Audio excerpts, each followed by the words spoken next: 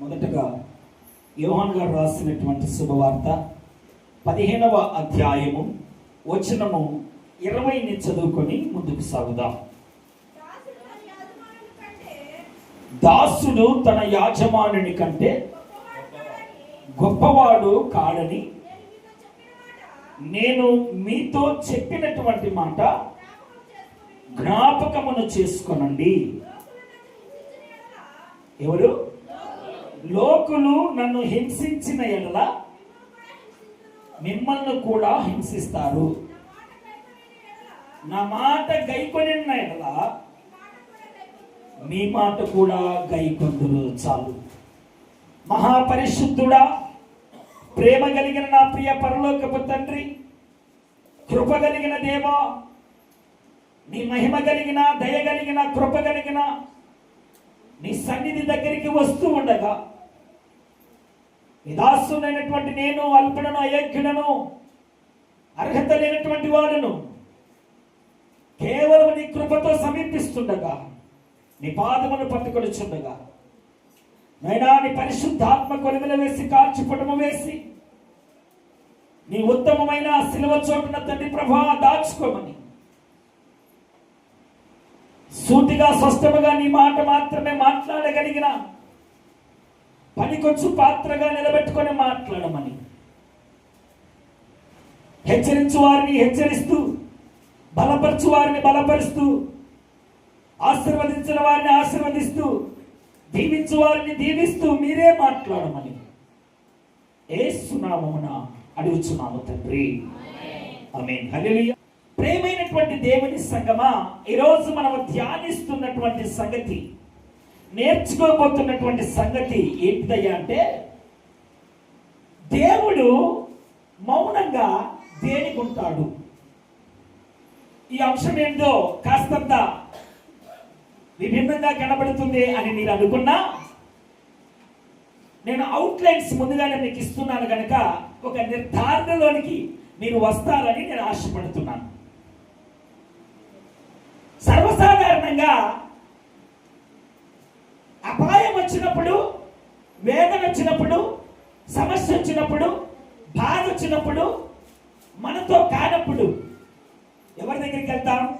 మనకంటే మెరుగైనటువంటి వారి దగ్గరికి, మనకంటే మన బాధను తీర్చగలిగినటువంటి వారి దగ్గరికి ఊరికెళ్తాం. అంతేనంటారా? కాదంటారా? జబ్బు వచ్చింది, జ్వరం వచ్చింది అనుకుందాం. జ్వరం వస్తే మొదట ఏం చేస్తాం? మనంతటా మనము స్వయంగా దానిని నయం చేసుకున్నటువంటి పరిస్థితిలోనికి వెళ్తాం మొదటగా. అవునా? టాబ్లెట్ మింగో, గోరువెచ్చని నీళ్ళు తాగో, లేకపోతే ఇంకా ఏమైనా కషాయాలు చేసుకోనో త్రాగో తగ్గించుకునే దానికి ప్రయత్నం చేస్తాం. అవునంటారా?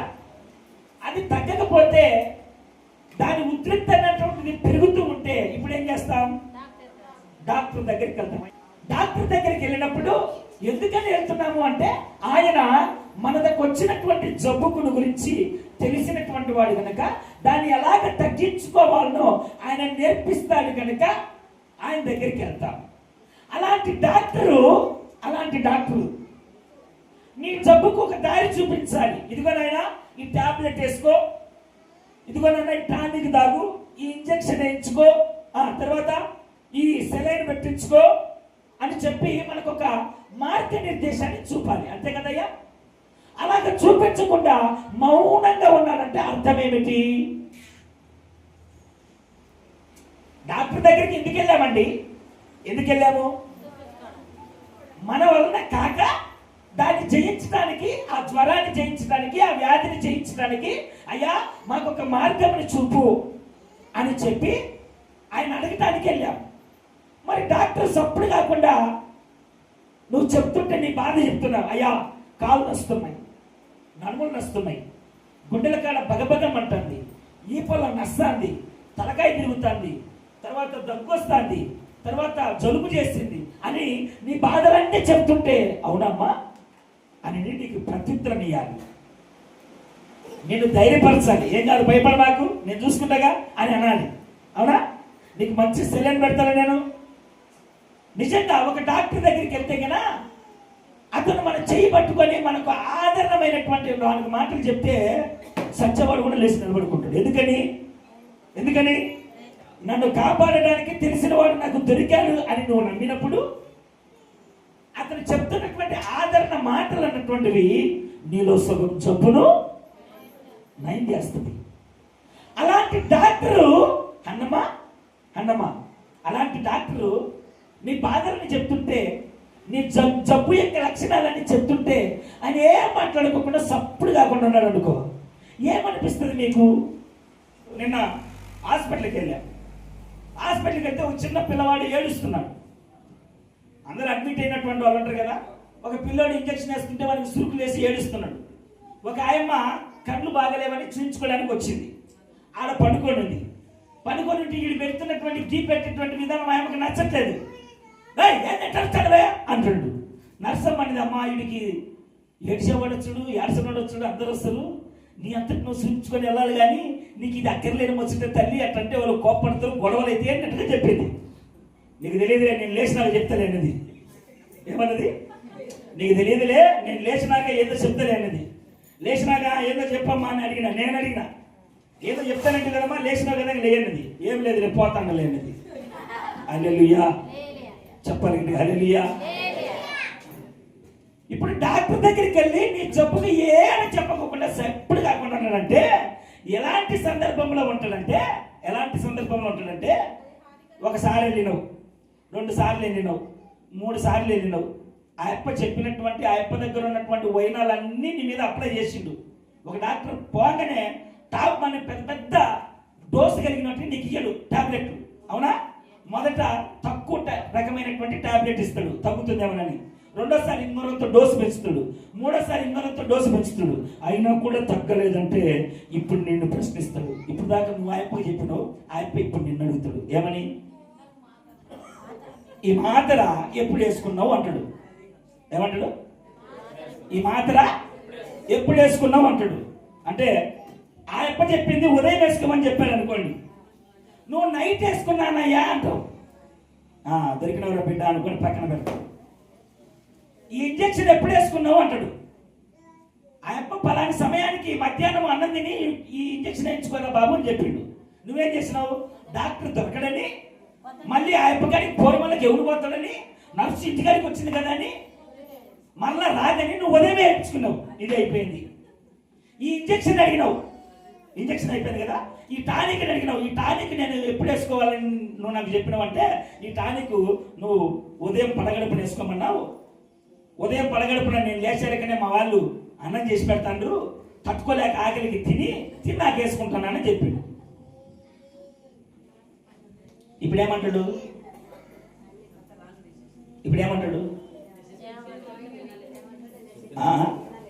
చెప్పిన మాట ఇల్లే ఇవన్నీ చెప్పడు. ఏమంటాడు? అట్ట కూడా చెప్పడు. ఏమిరా భూమికి ఏమన్నా వెళ్తే ఇతవా అంటాడు. చప్పటి కొట్టండి ఒకసారి. ఏమంటాడు? భూమికి ఏమైనా వెళ్తే అవుతావా అని అడుగుతాడు. ఇప్పుడు వాక్య భాగంలోకి వెళ్దాం. దేవునికి నీ బాధను బట్టి, సమస్యను బట్టి, ఇరుకును బట్టి, ఇబ్బందిని బట్టి ప్రార్థన చేస్తున్నావు. అయితే దేవుడు మౌనంగా ఉన్నాడు. దేనికోసము? వినపడట్లేదా? ఆయన చెవులు ఏమన్నా మందంగా ఉన్నాయా? నీకు సహాయం చేయడానికి ఆయన చేతులు ఏమన్నా కుర్చగా ఉన్నాయా? ఆయన దగ్గర క్యాపబుల్ లేదా? ఆయన క్యాపబుల్ తెచ్చుకోవాలంటే ఆదికాండము 1వ అధ్యాయము 1వ వచనంలో ఒక మాట ఉంది. ఆది యందు దేవుడు భూమి ఆకాశములను సృజించెను. ఆయన శక్తి నీకు ఇంకా లోతుగా అర్థం కావాలంటే రోమపత్రిక 1వ అధ్యాయం 20వ వచనంలో ఒక మాట ఉంది. ఆయన అదృష్ట లక్షణములు ఏమనగా చదవండి మాటను. అనగా ఆయన నిత్య శక్తియు దైవత్వమును జగత్తుత్పత్తి మొదలుకొని ఆయన ఏమైతే సృష్టించాడో ఆ సృష్టింపబడినటువంటి వస్తువులను ఆలోచించుట వలన తేటబడుచు ఉన్నది. చదుమా దేవుని యొక్క శక్తి, దేవుని యొక్క కెపాసిటీ నీకు అర్థం కావాలంటే ఆయన సృజించినటువంటి ఆ సృష్టి అంతటిని కూడా ఒకసారి జ్ఞాపకం చేసుకోండి.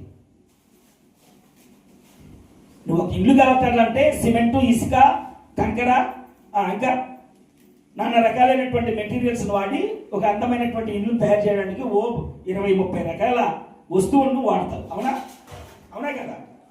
మరి తండ్రి అయినటువంటి దేవుడు భూమి ఆకాశములను తయారు చేసేటప్పుడు ఏ రకమైన మెటీరియల్ వాడిండు? నేను ఎందుకు మాట చెప్తున్నానంటే, ఎందుకు ఈ ప్రశ్న ఇస్తున్నానంటే, దేవుని యొక్క శక్తి ఏంటో నీకు అర్థమయ్యేదని చెప్తున్నాను.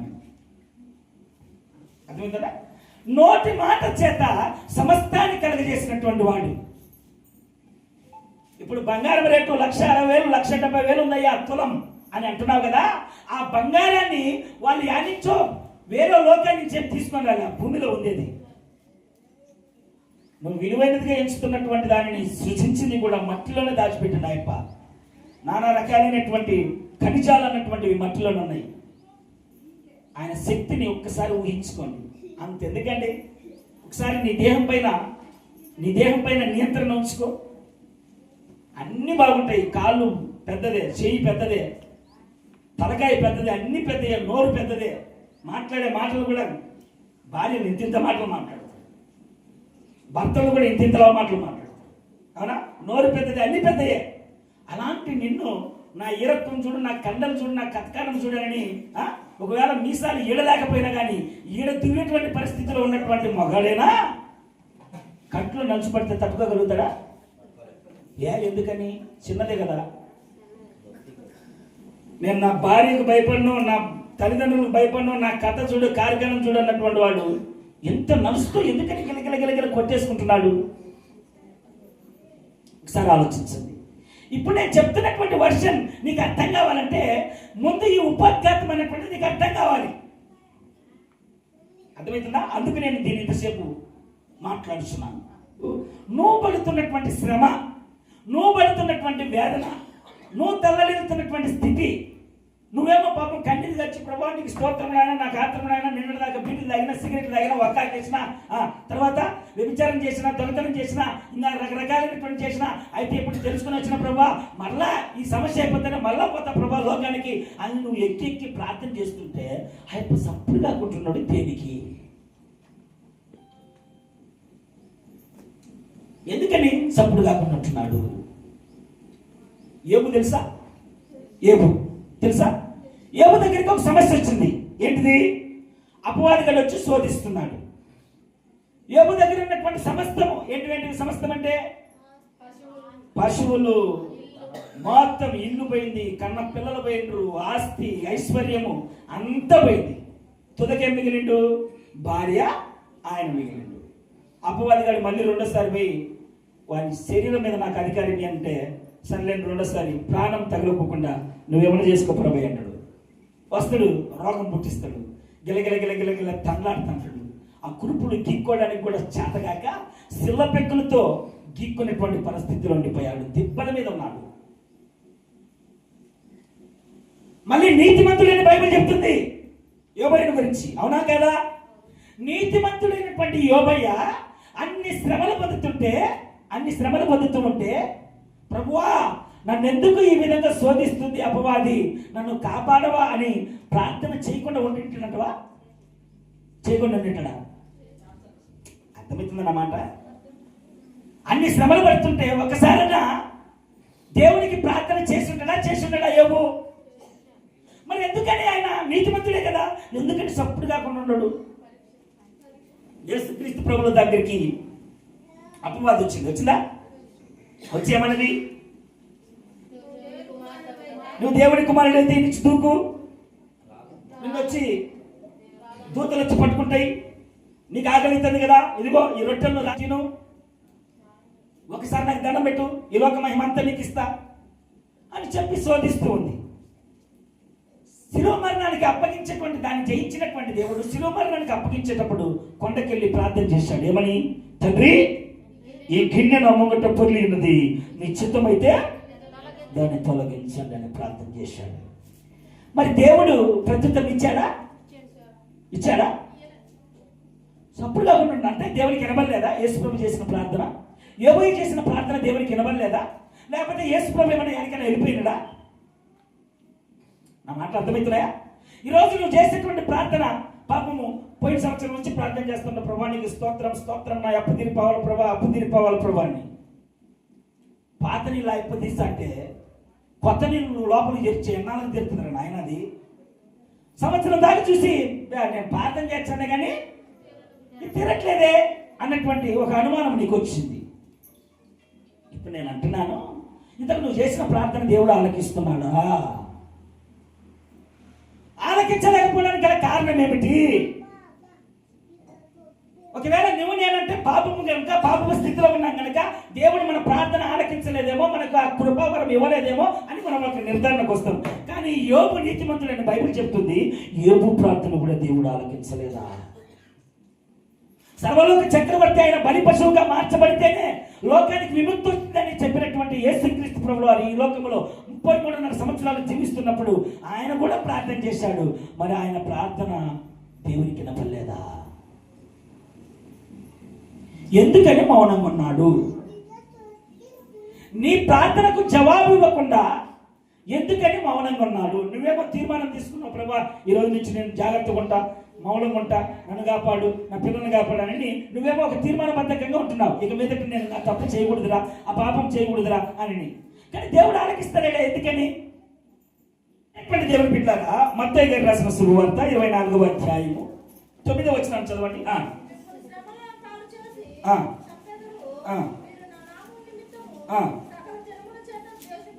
దేవునికి స్తోత్రం కలుగునగాక. మొదటి భాగం ఎందుకని మౌనంగా ఉంటాడయ్యా అంటే, యేసుక్రీస్తు ప్రభుల వారు ప్రార్థన చేసిన ఎందుకని ఆయన ప్రార్థనకు జవాబు రాలేదంటే దేనికంటే లేఖనము నెరవేర్చబడాలి. చెప్పలు కొట్టు, దేవునికి మహిమ కలుగునగాక. మొదటి భాగం ఏంటి? లేఖనము నెరవేర్చబడాలి. యేసుక్రీస్తు ప్రభుల వారు బలిపశువుగా వస్తారని ఎప్పుడో యెషయా ప్రవక్త యేసుక్రీస్తు యొక్క జనన మరణ పునరుత్థానం గురించి రాయబడింది యెషయా గ్రంథంలో. ప్రవక్తల కాలంలోనే యేసుక్రీస్తు గురించి ప్రవచింపబడింది. మరి ఆ లేఖనం నెరవేర్చబడాలి కదా. నా మాటలు అర్థమవుతున్నాయా? ఆ లేఖనం నెరవేర్చబడాలంటే ఇప్పుడు ఏం చేయాలి? ప్రార్థన చేస్తున్నా గమ్ము ఉంటాడు. అది కదా మొదటి భాగం. ప్రార్థన చేస్తున్న మౌనం ఉండడానికి గల కారణం మొదటిది ఏంటంటే లేఖనము నెరవేర్చబడాలి. లేఖనం నెరవేర్చబడాలి. యోహాను గారు రాసిన శుభవార్త 16వ అధ్యాయము 33వ వచనం చదవండి. ఈ మాటలు మీతో చెప్పుచున్నాను, లోకంలో మీకు శ్రమ కలుగుతుంది, అయినను సరే మీరు ధైర్యం తెచ్చుకొని నేను లోకాన్ని జయించి ఉన్నాను కనుక మీరు కూడా లోకాన్ని జయించండి అని చెప్తున్నాడు. మొదటిది యేసుక్రీస్తు దగ్గరికి శ్రమ వచ్చిందా? యూదులు పట్టుకున్నారు, ఆయనను కొరడాలతో కొట్టారు, రకరకాలైనటువంటివి చేశారు, శిలువ మరణం ఎక్కించారు. ఇదంతా లేఖనం నెరవేర్పు. యేసుక్రీస్తు ప్రభువు వారు మొదట నీకు నేర్పుతున్నటువంటి సంగతి ఏంటంటే శ్రమ నీ దగ్గరికి వస్తాయి. శ్రమ నీ దగ్గరికి వస్తాయి. అయితే ఆ శ్రమలను నేను జయించున్నాను కనుక నువ్వు నా కుమారుడిగా నా కుమార్తెగా నువ్వు ఉండాలంటే నువ్వు వాటిని ఏం చేయాలి? జయించాలి. నువ్వు అడగాల్సింది ఏంటంటే ప్రభా నా దగ్గరికి శ్రమ రాకూడదయ్యా అని కాదు. ఏమని అడగాలి? ఈ శ్రమను జయించు కృప నాకు కావాలి ప్రభా. చెప్పకూడదమా? లేఖన నెరవేర్పునకు నీ దగ్గరికి శ్రమలు వస్తాయి. యేసుక్రీస్తు దగ్గరికి కూడా వచ్చినాయి శ్రమలు, కానీ వాటన్నిటిని ఆయన జయించినాడు. నేను జయించిన ప్రకారం మీరు కూడా జయించాలి. మొదటిది. దేవునికి స్తోత్రం కలుగును గాక. శ్రమలు దేనికి వస్తాయి? లేఖనము నెరవేర్పునకు వస్తాయి. దేవునికి స్తోత్రం. లేఖనము నెరవేర్పునకు శ్రమలు మన దగ్గరకు వస్తాయి. ఇప్పుడు మరి ఆ విధంగా వచ్చిన శ్రమను మనం ఏం చేయాలి? జయించాలి. మనకు మాదిరి ఎవరు? యేసుక్రీస్తు ప్రభువు వారు. ఆయన ఏమన్నాడు? నేను లోకములో జయించాను కనుక మీరు కూడా జయించండి అని చెప్తున్నాను. మొదటి భాగం. ఇప్పుడు రెండో భాగానికి వస్తున్నాం. వినకపోవడానికి కారణం ఏంటంటే లేఖనము నెరవేర్పులోనికి రావాలి. కనుక శ్రమ మీ కాడికి రాకుండా ఉండదు, శ్రమ వస్తుంది, కానీ దాన్ని మీరేం చేయాలి? జయించాలి అని చెప్తున్నాడు. రెండో భాగము యోహాను గారు రాసినటువంటి శుభవార్తలోనే 15వ అధ్యాయంలోనే 18వ వచనం చదవండి.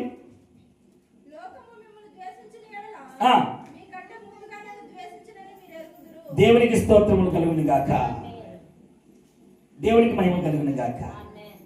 లోకము మిమ్ములను ద్వేషించిన ఎడల మీకంటే ముందుగా నన్ను ద్వేషించారని మీరు గుర్తుపెట్టుకోండి. రెండోది, మొదటిదేమో లేఖనం నెరవేర్చబడడానికి శ్రమలు మన దగ్గరికి వస్తాయి. రెండో భాగం ఏం చెప్తున్నానంటే మనకంటే ముందుగా ఆయన ఉన్నాడన్నటువంటి స్పృహలో ఉండాలి. మనకంటే ముందుగా ఆయన ఉన్నాడని. లోకం మిమ్మల్ని ద్వేషిస్తుంది, మిమ్మల్ని అవమానపరుస్తుంది, మిమ్మల్ని నిందిస్తుంది అంటున్నారా? ఈ మధ్య ఒక ట్రెండ్ వచ్చింది. యేసు ప్రభు అంటే తక్కువ బడుగు బలహీన వర్గాలకు చెందినటువంటి వాడు అన్నటువంటి ట్రెండ్ వచ్చింది. అవునా?